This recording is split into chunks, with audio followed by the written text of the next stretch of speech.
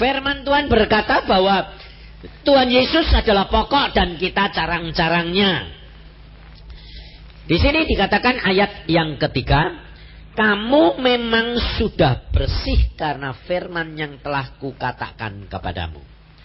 Kamu memang sudah bersih karena firman yang kukatakan kepadamu. Nah, firman yang bagaimana yang dimaksud oleh Tuhan ini?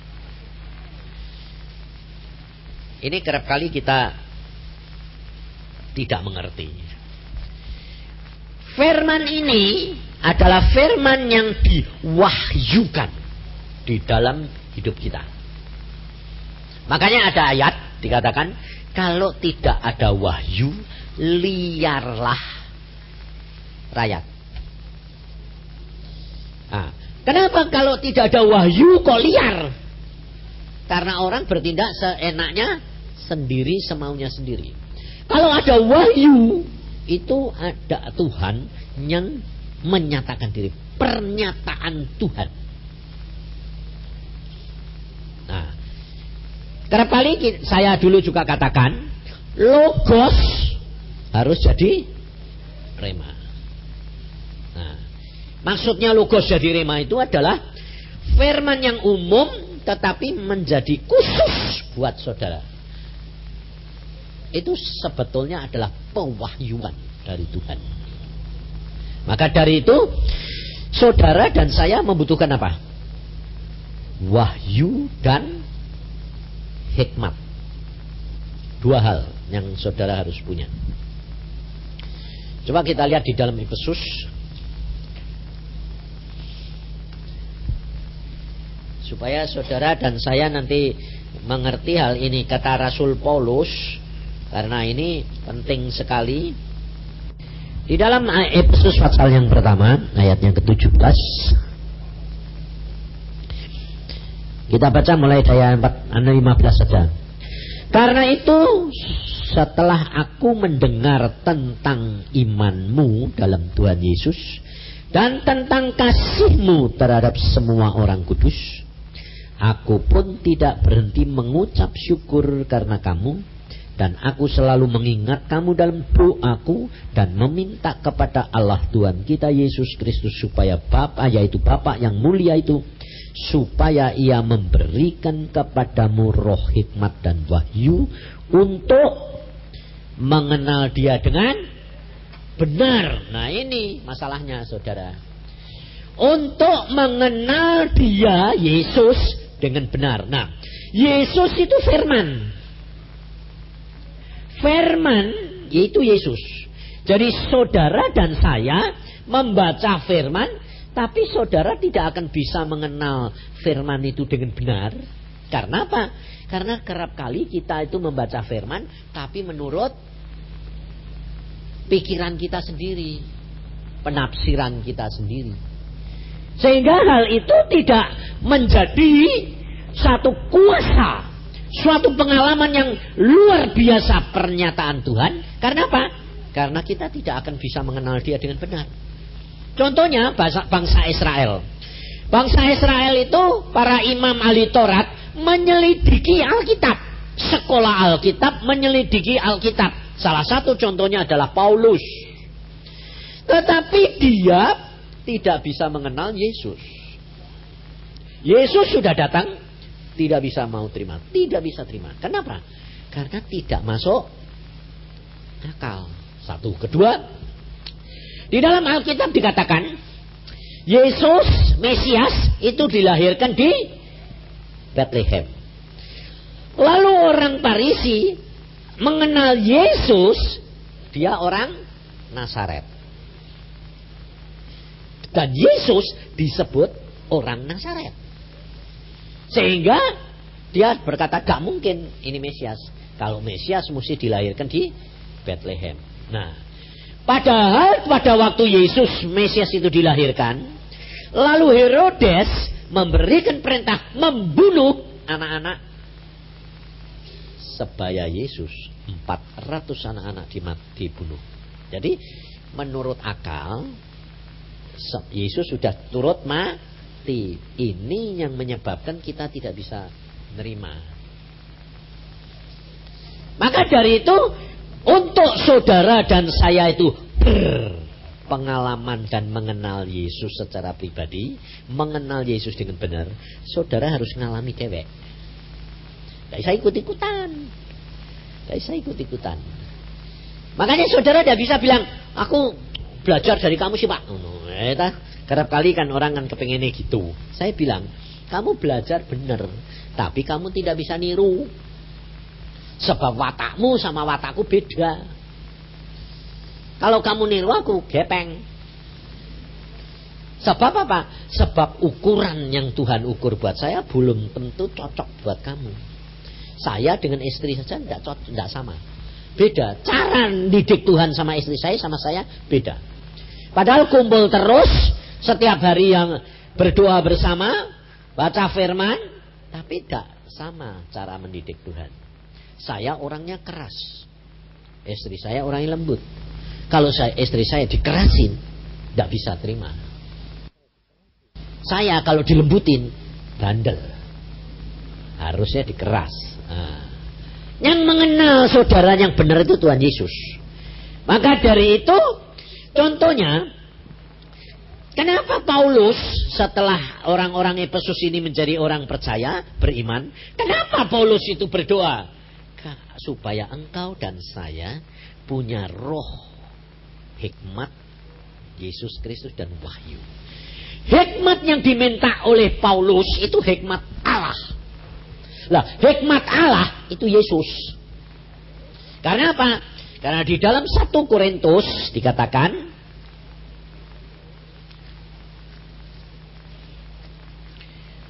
Satu Korintus pasal yang pertama ayat yang ke-24.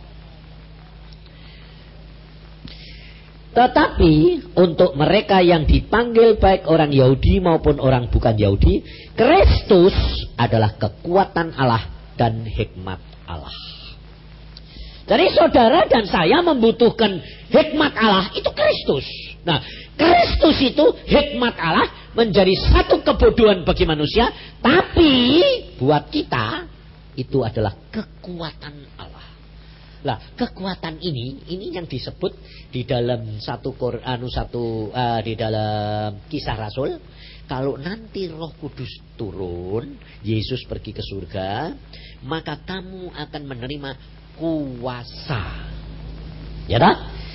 Kamu akan menerima kuasa. Kuasa apa? Nah, ini kerap kali orang Kristen itu pikirnya kuasa mujizat, kuasa apa? Salah, saudara. Coba kita baca di dalam Kisah Rasul.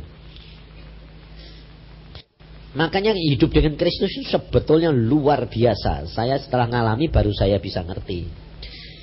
Di dalam Kisah Rasul pasal yang pertama ayat ke-8. Tetapi kamu akan menerima kuasa kalau Roh Kudus turun ke atas kamu, dan kamu akan menjadi saksiku. Menerima kuasa jadi saksi.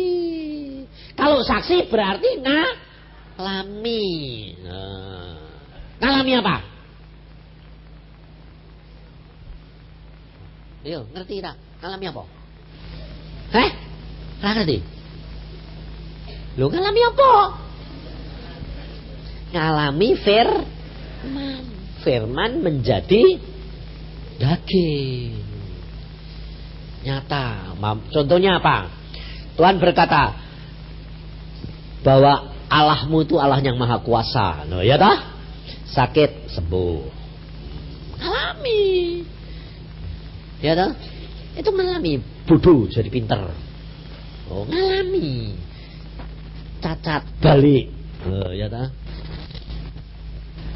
Wataknya jelek, umpamanya saya diktator, jadi melayani. Ya dah? Tukang merintah, emosional, sabar. Itu kuasa untuk menjadi saksi, artinya kuasa firman mengubah kita. Nah, ini. Makanya Tuhan Yesus berkata di dalam Yohanes 15 tadi apa? Firman-Ku yang membersihkan kamu. Firman yang bagaimana? Firman itu yang umum menjadi khusus buat saudara dan saya. yang diwahyukan. Nah, itu pegang. Itu lakukan. Nah, untuk itu bisa jadi, lah ini yang menjadi masalah. Kalau saudara itu doa di dalam kesulitan, terus saudara dapat wahyu melalui mimpi, melalui firman, baca, melalui peristiwa, melalui penglihatan. Nah, yang menjadi kendala itu apa? Ini loh. Roh sudah ada di sini. Pada waktu dia mewahyukan muncul. Bisa berupa suara. Suaranya itu melalui ke sini ke otak terus ke gendang. Tapi dari dalam bukan dari luar. Ada yang dari luar ke dalam. Ada yang melalui penglihatan. Ada yang melalui mimpi. Nah, demikian pewahyuan itu keluar. Yang muncul pertama kali siapa? Pikiran ini menilai. Ini yang menyebabkan penghambat. Saudara tidak ngalami. Saudara yang sudah ngalami pasti ngerti. Jadi kalau ada firman, sebab kalau pewahyuan itu firman itu datang, itu selalu saudara harus tahu. Itu selalu hampir tidak masuk akal. Seolah-olah mustahil. Nah itu. Lebih-lebih didukung oleh hambatan dari pikiran dan daging. Contohnya seperti satu hal yang saya alami. Pada waktu saya tidak punya rumah itu, rumahnya kontrak habis, ya toh?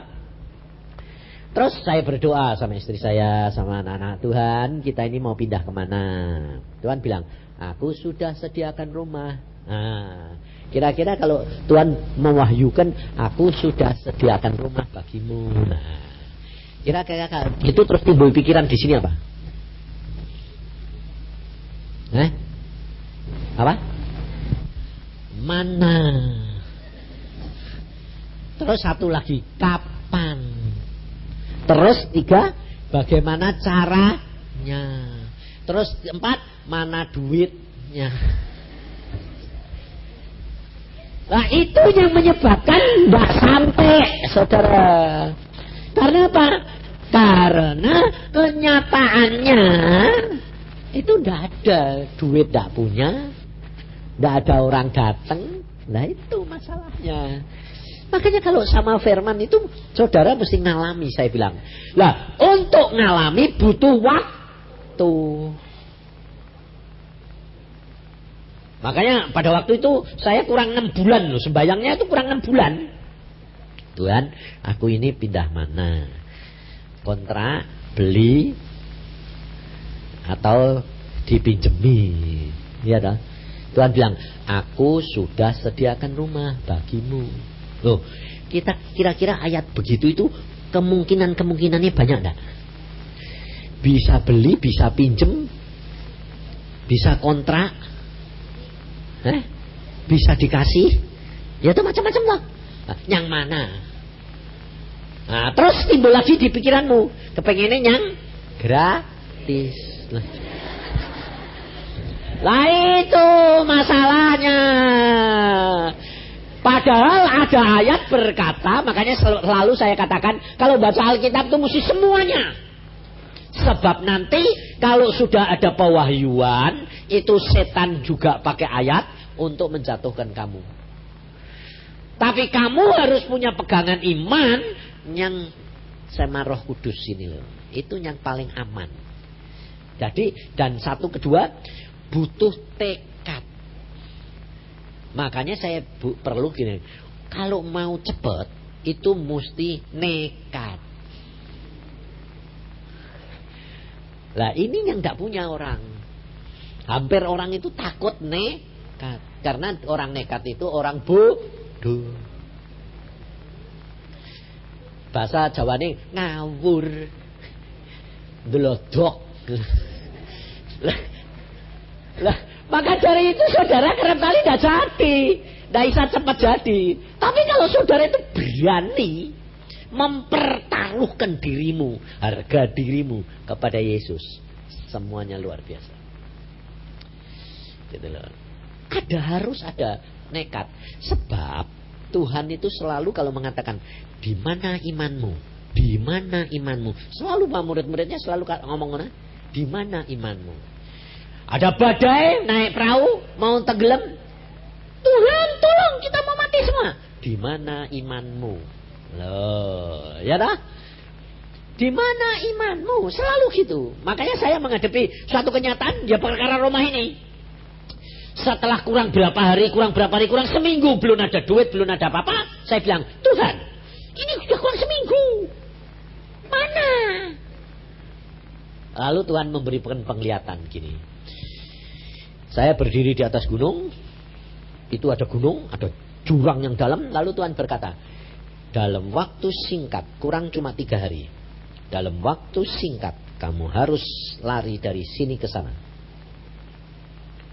Kalau kamu tidak sampai ke gunung itu, puncak itu, kamu tidak bisa dapat rumah. Wih, lucu dah. 6 bulan yang lalu bilang, aku sudah sediakan rumah bagimu. Lah Teres kepepet kok bilang, nggak bisa kalau kue nggak sampai sana. Padahal aku mesti di puncak gunung ini, suruh sampai ke puncak gunung sana. Ini penglihatan. Lalu saya bilang, ya tidak mungkin toh Tuhan. Wong turun saja membutuhkan mingguan, wong dalamnya tidak kelihatan, naik lagi berapa minggu, ya bubar bakal dapat. Aku bilang, lah wong janji ini kok akhirnya jadi ini kayak gini lah. Karena saya itu mengenal Tuhan dengan benar dan saya kenal secara pribadi, saya tidak pernah pusing. Lalu saya bilang, lah bagaimana supaya sampai sana? Loh, langsung tanya. Makanya saya bilang, hidup dengan Yesus itu belajar jujur. Jangan disembunyi-sembunyikan. Bilang gini, kamu tuh suka sok lembut, terus sok baik. Karena ngomongnya bilang, bukankah Tuhan tahu kalau aku lemah? Ya dah, tak usah gitu. Ya ngomong terus terang gitu loh. Lalu kamu katakan bilang, ya tidak mungkin tuh Tuhan. Dalam waktu 3 hari bawa suruh naik turun. Itu terbang apa biaya? Aku bilang itu. Justru disitulah nanti Tuhan tuh ngomong. Nah saya ngomong gitu, Tuhan ngomong gini. Loh, tek berani ya loncat tema itu. Coba. Wes ngerti deh itu jurang dari gunung sana ke gunung sini. Tuhan bilang apa?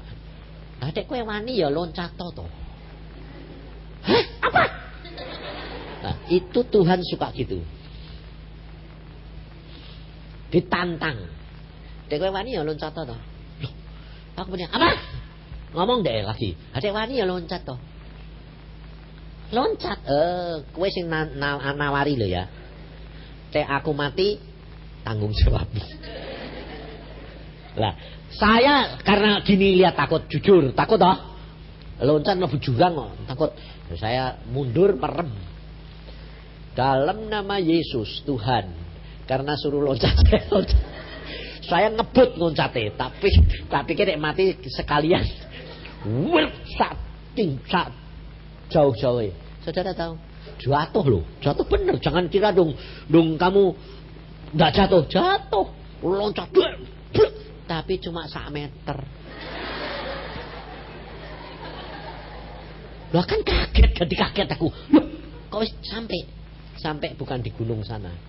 Karena ternyata dari gunung ini ke sana ada jembatan kaca yang saudara dan saya tidak pernah bisa lihat. Tembus pandem toh. Kaca kan tembus pandem. Ngerti. Jadi kalau ada pewahyuan, kalau Tuhan itu menunjukin secara kasat mata dan pikiran tidak mungkin, kamu ngomong, ya ora mungkin toh Tuhan. Nah, nanti kalau dari Tuhan itu timbul omongan lagi, itu tantangan. Nah, lorek wani yang loncat toh. Itu kamu harus jangan pakai pikiran lagi, terjang. Setelah saya jatuh sungguhan. Loh, kok cuma 1 meter? Aku lihat, loh, tak plok. Loh, ada jembatan nih. Wah, ya cepet toh ya. Langsung saya berdiri lari, wurut. 1 jam sampai. Lalu Tuhan bilang gini, Lulus. Dan benar-benar saya dapat rumah kurang sak jam. Rasain gue bayangin. Rumah itu saya dapat kurang sak jam. Sampai tetanggaku, sampai orang yang ngangkut bilang apa? Pak, ini mau berangkat dipindah kemana? Belum tahu. Edan. Makanya aku bilang dek gue jadi orang Kristen ndak dicap gila. Wes sudung Kristen lah aku. Benar-benar kurang sak jam saudara. Sak jam. Barang itu sudah dinaik ke trek, naik ke mobil, naik ke songkro. Tukangnya yang mindah kan jago itu, pinter supaya tidak rusak. Mau kemana Pak? Belum tahu.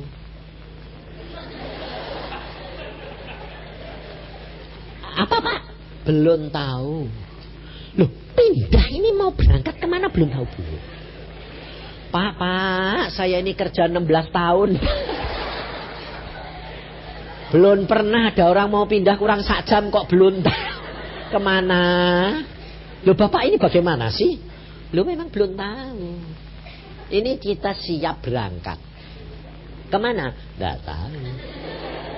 Sampai tetangga saya itu loh marah saudara. Bilang apa? Sombong amat. Ditanyai, Pak dokter mau pindah kemana? Belum tahu. Sombong amat. Mau pindah kok nggak boleh diketahui alamat. Jadi kalau ikut Tuhan, saudara harus ngalami apa?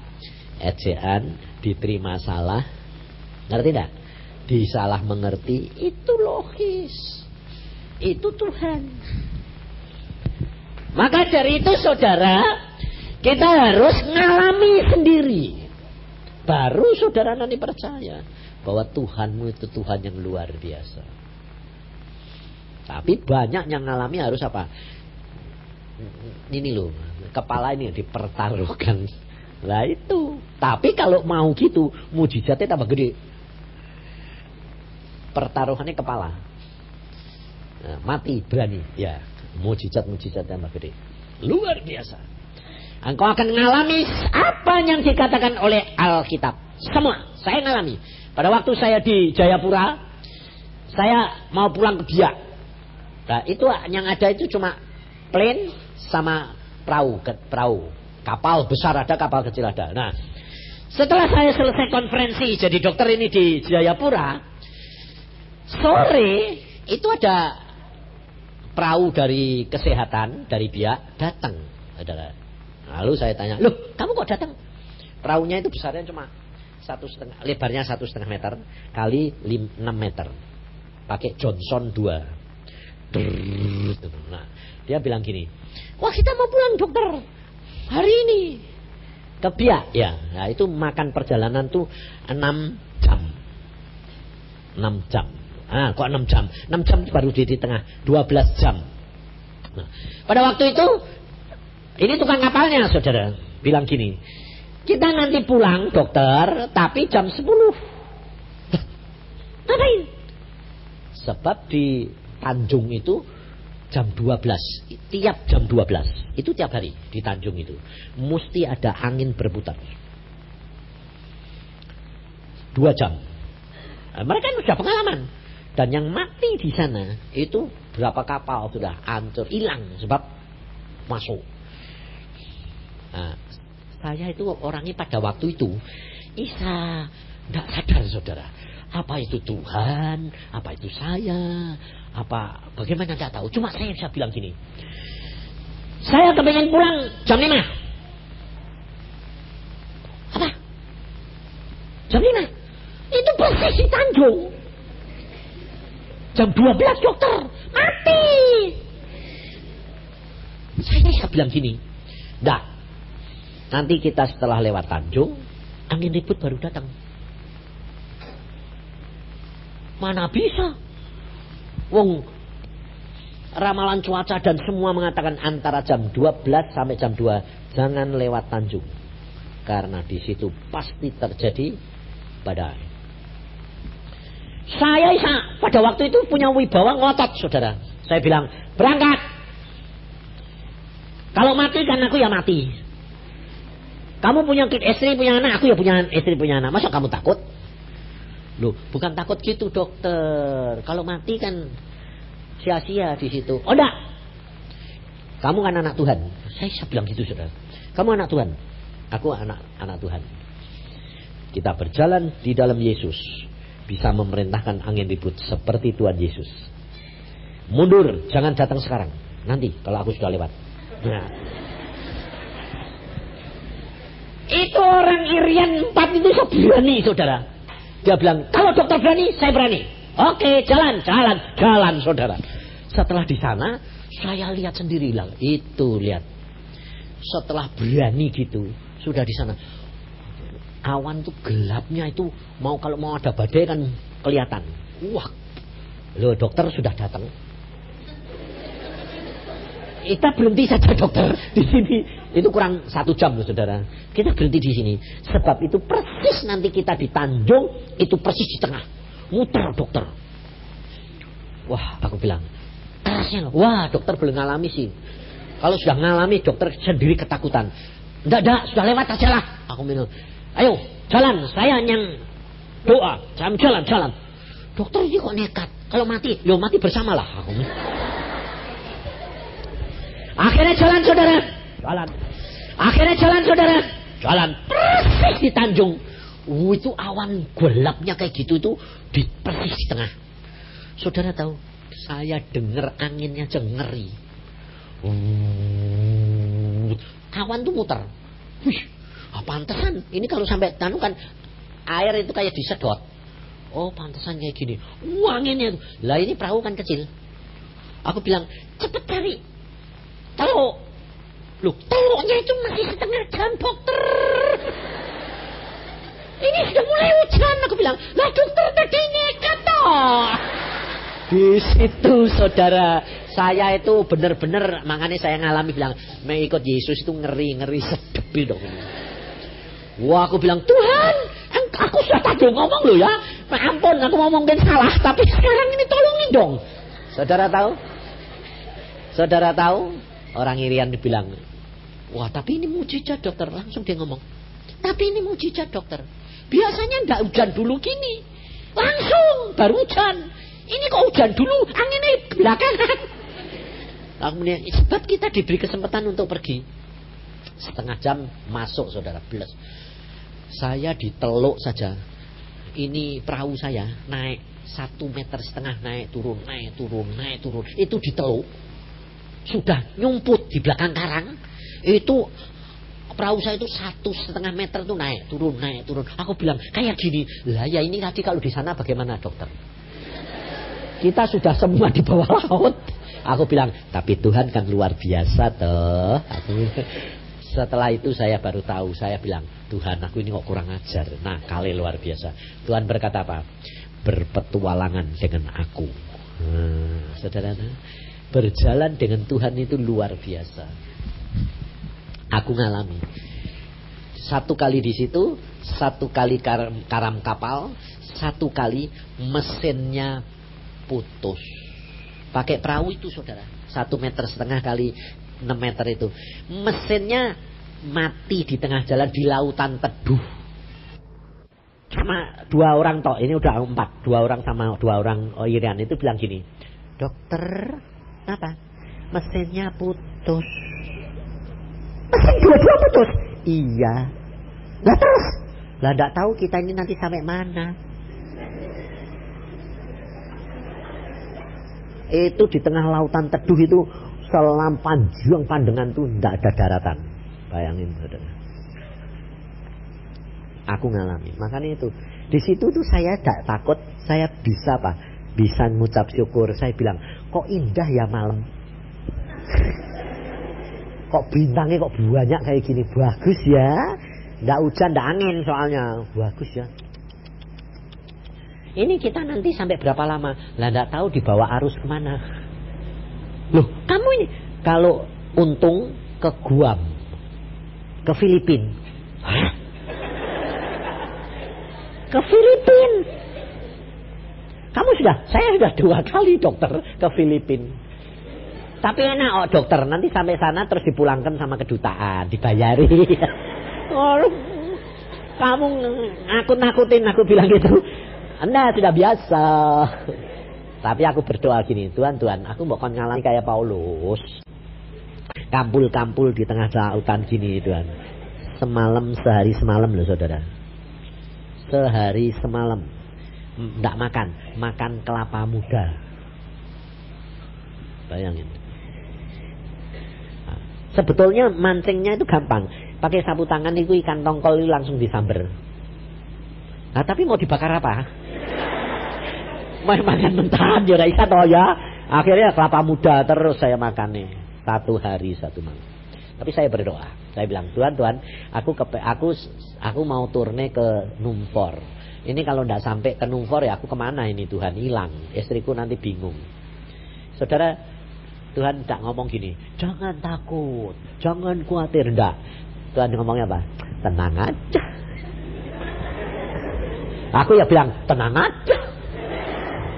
Sehari semalam saya, besok pagi-pagi orang Irian 2 ini sampai bilang gini, loh kok ajaib?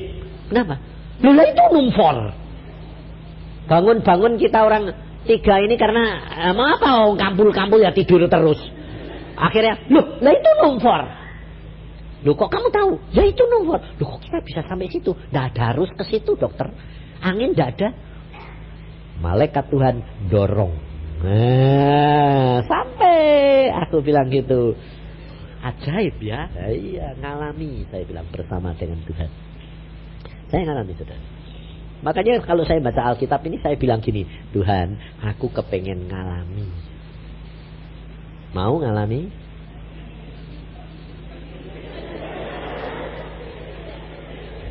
Mau ngalami? Amin.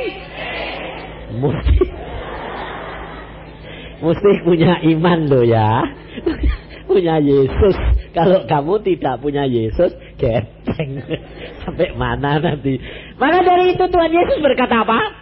Firman-Ku yang membersihkan kamu. Jadi kamu akan mempunyai kekuatan, kemampuan untuk menjadi saksi. 1. Kedua, peringatan ini kamu harus perhatikan. Di luar aku, kamu tidak dapat berbuat apa-apa. Di luar aku, kamu tidak dapat berbuat apa-apa. Jadi saudara harus ingat. Dan itu mesti mbok omongkan sama jiwamu. Jiwamu mesti mbok omongin. Sebab yang menjadi penghalang yang pertama adalah jiwa. Yang kedua adalah daging. Kamu harus ngomong sama jiwamu setiap saat. Kamu bisa apa? Di luar Yesus, kamu tidak bisa berbuat apa-apa. Ini yang dikatakan, perkatakan firman Tuhan setiap saat. Perkatakan firman Tuhan setiap saat. Itu sebetulnya permulaan daripada apa? Brainwash. Orang komunis, kalau mau mendidik laskarnya, saudara tahu apa? Di brainwash. Tidur siang malam di suara perintah itu harus taati perintah, taati komandan. Itu saudara harus brainwash. Perkatakan firman. Ini ada orang waktu kecil terjadi perdarahan otak. Jadi rada aneh. Lalu dia bertobat. Setelah bertobat, dikatakan sama hamba Tuhan itu, ambil ayat-ayat penyembuhan, omong terus. Lalu itu ditip, setiap hari tidur bangun didengerin terus ayat kesembuhan. Saudara tahu apa terjadi? Satu saat dikeplok Tuhan, kepalanya dikeplok Tuhan. Dia bilang, aku sedang dengerin Pak, sedang serius gitu. Waktu dikeplok Pak, belakangku ini dikeplok orang. Plak, tak pikir, mah jengkel dong pikir, lo ngajak sepanan ini dikeplok. Dia bilang, tidak ada orang. Langsung takut saya Pak. Tapi sejak itu saya mengalami kesembuhan total. Dan pada waktu saya berdoa, saya baru tahu yang ngeplok aku itu Tuhan. Karena otakku ini yang sudah berubah. Keplok nih, blas, sembuh. Ngerti? Jadi Tuhan tuh mau nih nyembuhin kamu itu jangan dengan caramu aneh-aneh, gak bisa ngerti. Di samping itu kamu tidak akan tahu, loh kok aku kok mampu, loh aku kok bisa, mengapa, bagaimana, tidak akan tahu. Makanya jangan mulai mikir, mulai membatasi. Tugas saudara adalah begini, caranya supaya ada beberapa hal. Nah, hal yang pertama, di brainwash tadi. Dengan firman katakan, memperkatakan firman. Terus. Itu jadi satu. Yang kedua, kamu berimani, ya, berpikir positif. Aku yakin dengan sebisanya melakukan firman. Itu butuh waktu yang lama. Yang ketiga adalah apa? Yang ketiga itu hanya kamu duduk diam, baca firman, lalu berdoa, tanya Tuhan maumu apa. Tunggu pewahyuan dari Tuhan. Itu yang paling cepat. Tapi manusia, kekristenan paling enak, paling seneng adalah ngimani. Kepengen atu tak imani. Nah, ya, itu 75% gagal dan kebanyakan kecewa. Lebih berhasil memperkatakan firman. Firman itu jadi iman. Tapi yang paling cepat adalah tanya Tuhan Roh Kudus mau apa, dapat wahyu, jadi. Nah, ini cara-cara yang saudara dan saya itu harus lakukan. Mengapa? Karena Tuhan di sini berkata, jikalau engkau di dalam aku dan firmanku di dalam kamu, minta apa saja, kamu dapat. Yang dikatakan Tuhan itu adalah tingkatan penyerahan yang total. Nah, jadi kalau engkau di dalam aku, kata Yesus, berarti kamu menyerahkan diri di dalamnya Yesus, Yesus yang menetapkan. Nah, itu penyerahan yang total. Itu sebetulnya iman yang bulat. Itu. Penyerahan total itu iman yang bulat. Itu beda dengan masa bodoh. Kalau masa bodoh itu dosa. Sebab saudara tidak percaya. Tapi kalau penyerahan total itu percaya bahwa Tuhan pasti bertindak buat saya. Dan aku mengucap syukur senantiasa. Biarpun apa yang kamu lihat, kamu dengar tidak menunjang. Makanya Tuhan Yesus berkata, untuk itu kamu harus ngalami. Nah, saya ngalami saudara. Alami setiap firman alami, setiap firman alami, setiap firman alami. Akhirnya saya bilang, wah ternyata percuma kalau saya tidak menyerah sama Tuhan. Udah, makanya kalau sakit, kalau menghadapi kesulitan, selalu saya ngajar saudara bagaimana? Begini. Kamu di dalam sakit, kalau kamu sakit, kamu berdoa. Tuhan, aku sakit. Ini pasti aku berbuat salah, dosa. Nah, mari Tuhan Roh Kudus tunjukkan dosa-dosaku. Ingatkan dosa-dosaku. Nah, nanti pasti kalau saudara itu sabar, tenang, percaya, pasti diingatkan. Tidak mungkin tidak diingatkan. Karena Tuhan itu luar biasa. Kan tadi pagi ya saya katakan di dalam Yeskiel 36 berkata toh, ada waktunya nanti aku akan mencurahkan air jernih untuk mentahirkan kamu. Dan rohku akan ada di dalam batinmu. Dan kalau kamu bertanya kepadaku, aku jawab. Kalau kamu mencari aku mendapatkan aku. Jadi itu janji Tuhan. Tapi hari-hari ini saudara, buat saudara, makanya hari-hari ini belajarnya adalah dari sudut saudara. Sebab biasanya dari sudut Tuhan. Dari sudutnya Tuhan itu adalah Tuhan memberi. Tapi dalam hal ini firmannya beda. Sudahkah kamu siap menerima berkat Tuhan? Jadi tergantung kamu. Makanya hari-hari ini belajarnya ditekankan selalu kamu siapkan, kamu siapkan, kamu siapkan, kamu siapkan. Yang pertama adalah kamu mau. Itu yang pertama. Meskipun kamu sadar kamu tidak mampu, tetapi kamu mau. Satu. Kedua, tunggu waktunya Tuhan. Ketiga, berikan Roh Kudus yang berkarya. Nah, itu sebetulnya nanti berkarya kalau dia menyuruh kamu pewahyuan. Tuhan memberikan pernyataan, itu lakukan. Mesti jadi. Maka dari itu di dalam Mazmur 91 kita baca, ini yang Tuhan mau di dalam kamu. Nah, ini Mazmur 91 ayat yang ke-14 dan 15. Nanti setelah ini saudara dan saya praktek. Sungguh hatinya melekat kepadaku, maka aku akan meluputkannya. Sungguh hatinya melekat kepadaku. Nah, orang yang hatinya melekat sama Tuhan itu bagaimana? Orang yang hatinya melekat sama seseorang bagaimana? Coba. Ayo, coba. Piye, hati ini melekat tuh piye? Cinta. Ya toh? Terus pikiran itu orang itu terus enggak? Nah, sampai tidur pun kebayang-bayang. Nah, ya toh? Ya toh? Nah, isane piye mbek Tuhan isa gitu piye? Isane piye? Sebab Tuhan berkata, sungguh hatinya melekat kepadaku, maka aku akan meluputkannya. Nah, itu luar biasa, saudara.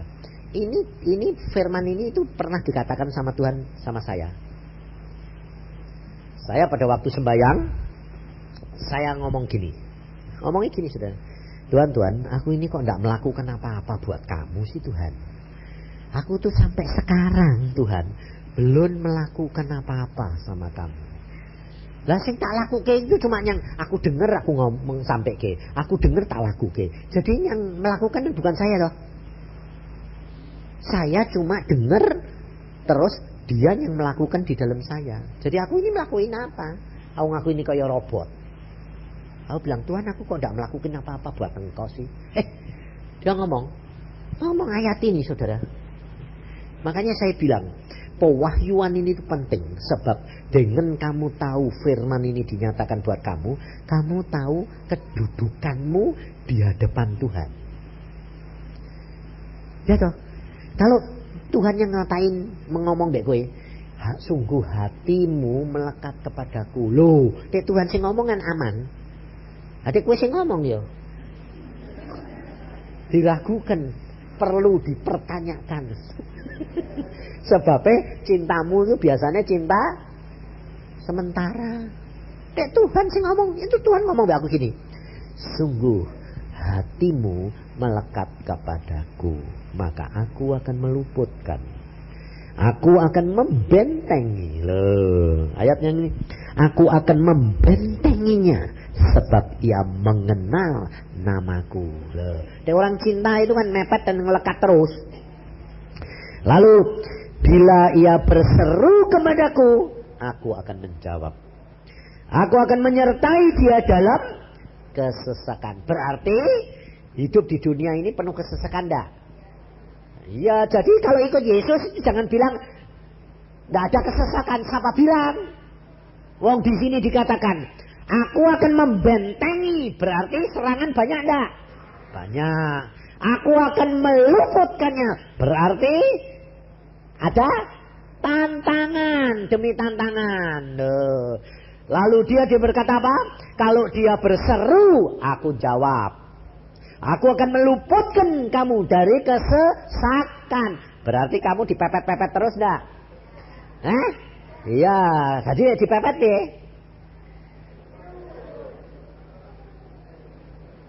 Berseru, mesti dilepaskan loh, dan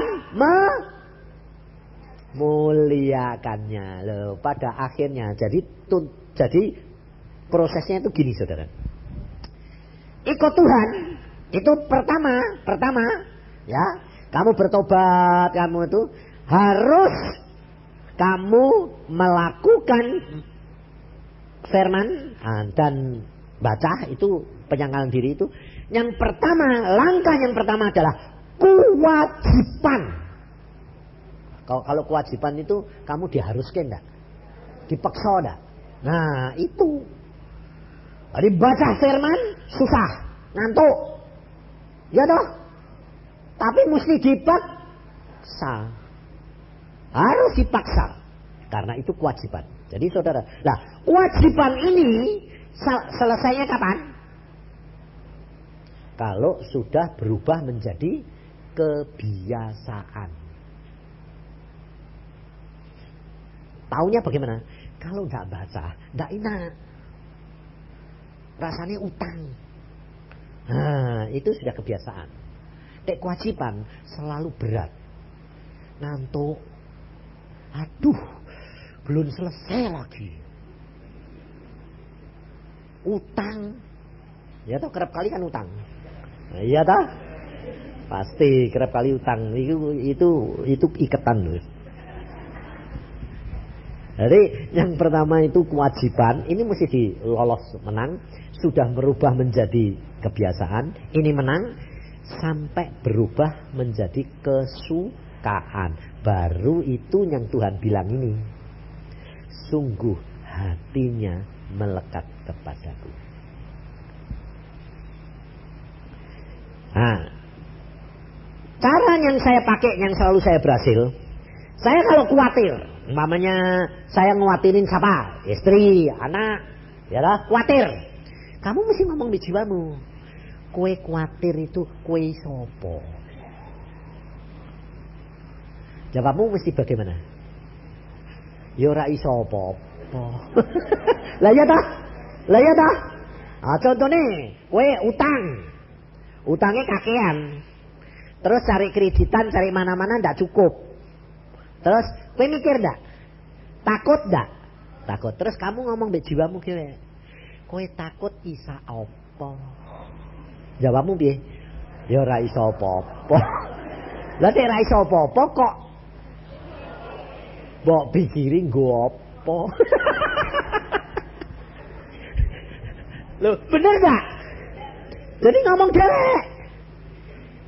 Mbok dianggep wong edan ya ben. Tapi itu adalah cara menyangkal diri untuk jiwamu tunduk kepada Roh Kudus. Jadi kalau aku khawatir selalu bilang, kowe kok khawatir itu kowe sapa? Kowe sapa apa? Ya wis aja khawatir. Nah, terus biasanya timbul, lah kecelakaan piye? Nah, seandainya kecelakaan, kowe sapa? Ya ora iso apa-apa. Lah ya wis. Lah mati piye? Lah seandainya mati sungguhan, kowe sapa? Ora iso apa-apa. Ha ya wis. Lah betul enggak? Betul enggak? Lah, wong yang Tuhan bilang Tuhan menetapkan langkah-langkah orang yang berkenan. Lah wis piye? Kalau dia maune gitu, kowe sapa? Lah gak iso apa-apa ya wis to ya. Ah, mbok ya nyenengke Tuhan ning ngucap syukur ya wis to, mesti dadi yo. Karena Tuhan yang akan melakukan di dalam kamu. Nah, ngerti tak? Karena firman Tuhan itu begitu luar biasa. Nah, dan saudara melangkahnya begini. Nah, ini nanti saudara kan tahu. Saudara punya kesulitan sendiri-sendiri ada toh? Ada toh? Ada. Sawangnya ada toh? Tadi siang saya bicara tentang sawang. Kotoran itu ada, ya toh? Nah, tetapi tadi siang ada penglihatan bahwa buah-buah anggur itu besar-besar sudah disiapkan buat kamu. Betul lah? Nah, itu tandanya bahwa kamu akan menerima itu buah. Tapi buah itu yang kamu terima menjadi benih. Ngerti? Jadi jangan, aku sudah terima. Terus dong itu mbok anggap satu-satunya yang tidak bisa. Itu benih. Nanti dari situ tumbuh. Nah, cuma aku tidak tahu anggur ini ono isine ta. Sebabnya Tuhan tadi di situ ngomong be aku gini, nanti sore bukan air anggur. Aku mau supaya tiap anakku menerima buah anggur seperti yang dilihat oleh hambaku. Aku mau memberi mereka itu buah, bukan air anggur. Jadi tidak perjamuan. Loh, kok aneh meneh, aku bilang. Lah ini tadi dia bilang, ini merupakan benih yang Tuhan berikan. Benih apa? Benih kekuatan, kemampuan, kuasa yang Tuhan berikan untuk kamu dapat menjadi saksi. Ngerti saudara? Nah, itu nanti terserah kamu. Kalau ada isi ini botelan. Tak suka. Kamu sembahyang dewek-dewek, aku terus nggak ngerti. Cuma aku ngerti ini itu benih. Lah benih kan mesti ono isine tumbuh ya tuh. Lah tak telan ya ben bulan. Nah, saya tidak tahu terus terang. Tapi Tuhan ngomong begitu. Saya kerap kali itu. Tuhan itu aneh-aneh. Aku bilang gitu. Selama saya melayani 20 tahun. Belum pernah. Hari seperti hari ini. Suruh makan buah anggur. Tak pernah. Wah, aku sampai mau nih. Aneh-aneh sih Tuhan. Ya bentah. Aku mau neng nino. Ya wis sukamu lah aku. Sebab saudara. Saya ngalami semua. Di Jakarta. Waktu seminar itu. Aneh lagi aku bilang. Tuhan bilang, aku mau orangnya 2000 loh saudara. Tuhan bilangin, aku mau besok mereka kasih roti bakar.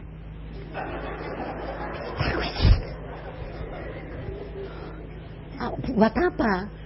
Mereka akan aku beri roti seperti waktu Elia mau berjalan. Dia tak kasih makan roti bakar supaya mereka kuat menghadapi perjalanan yang begitu berat. Ya wes, aku cuma nurut toh. Aku bilang, besok nyediain kue roti. Pokoknya roti bunder-bunder bakar tapi. Loh, itu model apa? Panggang. Roti bakar roti panggang loh ya.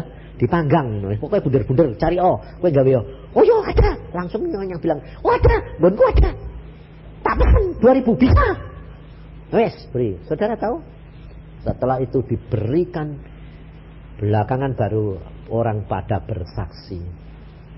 Ada satu ibu kaya raya, dia bilang, waduh Pak, saya sampai sekarang nggak tahu namanya, cuma dia ngomong sama saya dijemput pada waktu saya khotbah di tempat lain, bilang, loh, saya dijemput pakai Mercy-nya yang baru, terus saya bilang, waduh Mercy ini, aku mau saksi kok Pak. Kenapa?